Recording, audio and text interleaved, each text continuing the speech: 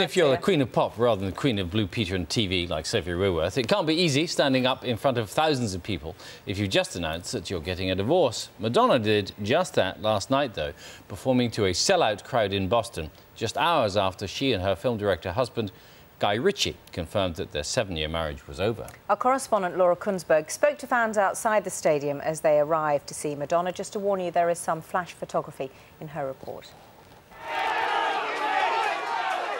After more than 7 years of smiles on the red carpet, Madonna and her manner to divorce.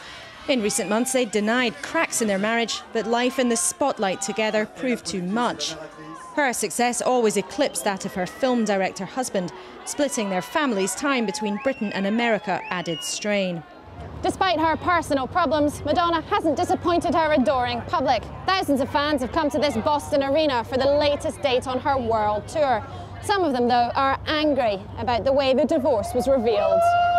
It was so obvious when the CD came out that they were breaking up, and it breaks my heart that she couldn't be honest with us and tell us that she was leaving him. No, I think that she's always been very independent, so I don't think it's really going to make a difference to her in the end. We just heard this morning, and it's very unfortunate in any divorce situation. We have a lot of friends that are divorced, and it's hard on the kids. Another one of those marital blisses going down the sea. I got 2 extra tickets if you need them, come on. While lawyers try to work out the details of the divorce, Madonna will continue to draw crowds around the world. No surprise for the material girl, the show must always go on. Laura Kunzberg, BBC News, Boston. Well, Ashley Pearson's a showbiz reporter who writes for Star Magazine and the Daily Mail. Ayesha Vardag's a divorce lawyer. Good morning. Hello. Good morning. Well, we all saw this coming, Ashley. Did you get the phone call early yesterday morning? I did, and I did absolutely. Most of us, I mean, really, we've all seen this coming. The rumors have been flying really since the couple even first got together, you know, almost 10 years ago, but especially after June, after their appearance at the Cannes Film Festival, where they seemed to be really at each other's throats every time they were spotted together. Those rumors really got going. I think, you know, now the announcement yesterday, which the story seemed to be kind of maybe even leaked from one of their camps, was not a surprise to people who've been following the very tumultuous relationship this couple's had. Yes, and now, of course, everybody's picking over the entrails and talking about who gets what and who's got which assets. And they were in the rich list. Sunday Times rich list is having a combined fortune of $300 million. Well, all they say should be out in the open and be picked over in the public in the way that the McCartney's divorce was. What do you think? It shouldn't be. Everything that goes through the divorce courts is supposed to remain confidential, but all these things leak like sieves. Hopefully it won't be as grisly because of the personalities involved. They've always embraced privacy, and hopefully they'll keep it under wraps, but these things do get out.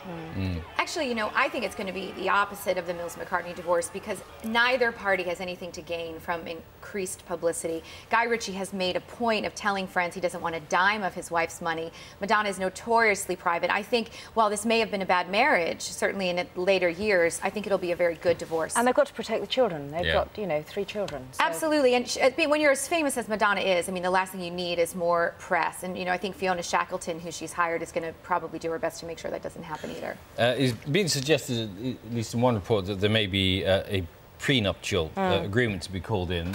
Do they count in this country? Well, they're not binding per se, but it's a very live issue in the courts at the moment. We've been doing a case against Madonna's team at the moment about this, and the issue is still not live. Involving Madonna particularly. No, against the team that she's reported to have. Right. It's the issue is not resolved in the courts. It's not sure how they're applied. What is sure is that they'll look very seriously at the circumstances in which the prenup was drawn up, if there is one, and the understanding of the parties. But it's not a dead cert that it's going to be applied. All of that is still very up in the air.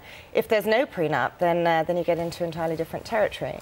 And if there is a claim, then it's not going to be the same as the McCartney case, because in that case there were no significant assets acquired during the marriage. Acquired stuff. So although she got a lot of money, it was on a needs basis, although it seemed like a lot.